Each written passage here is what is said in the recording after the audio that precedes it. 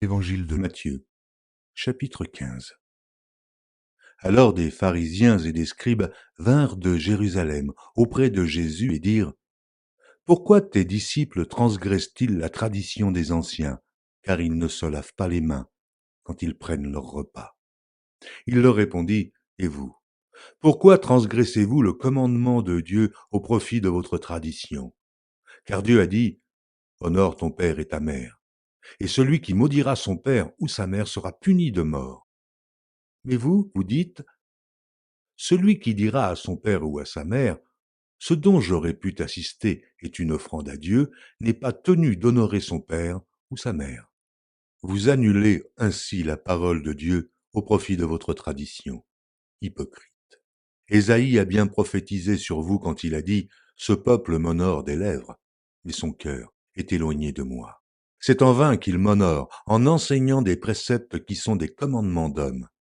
Ayant appelé à lui la foule, il lui dit: Écoutez et comprenez. Ce n'est pas ce qui entre dans la bouche qui souille l'homme, mais ce qui sort de la bouche, c'est ce qui souille l'homme. Alors ses disciples s'approchèrent et lui dirent: Sais-tu que les pharisiens ont été scandalisés des paroles qu'ils ont entendues?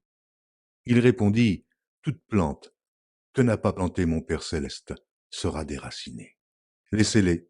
Ce sont des aveugles qui conduisent des aveugles. Si un aveugle conduit un aveugle, ils tomberont tous deux dans une fosse. Pierre, prenant la parole, lui dit: Explique-nous cette parabole. Et Jésus dit: Vous aussi, êtes-vous encore sans intelligence?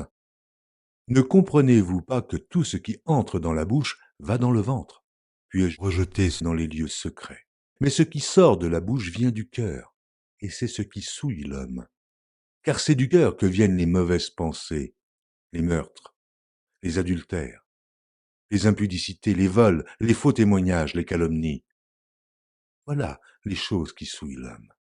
Mais manger sans s'être lavé les mains, cela ne souille point l'homme.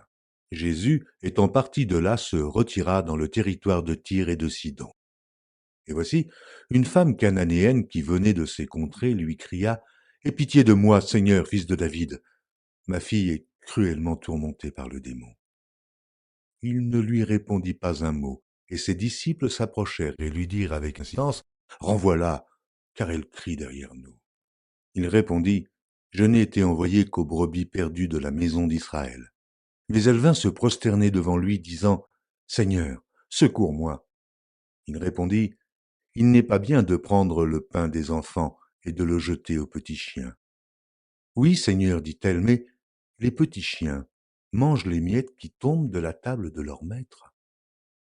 Alors Jésus lui dit: Femme, ta foi est grande, qu'il te soit fait comme tu veux. Et à l'heure même, sa fille fut guérie. Jésus quitta ces lieux et vint près de la mer de Galilée.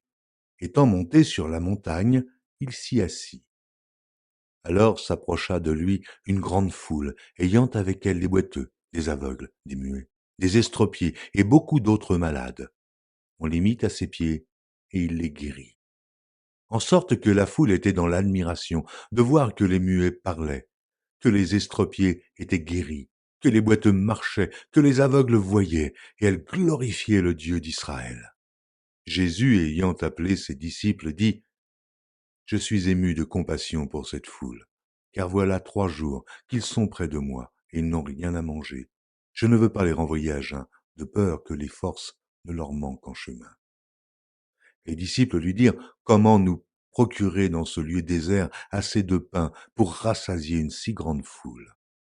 Jésus leur demanda: Combien avez-vous de pain?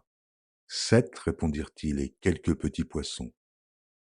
Alors il fit asseoir la foule par terre, prit les 7 pains et les poissons, et, après avoir rendu grâce, il les rompit et les donna à ses disciples, qui les distribuèrent à la foule.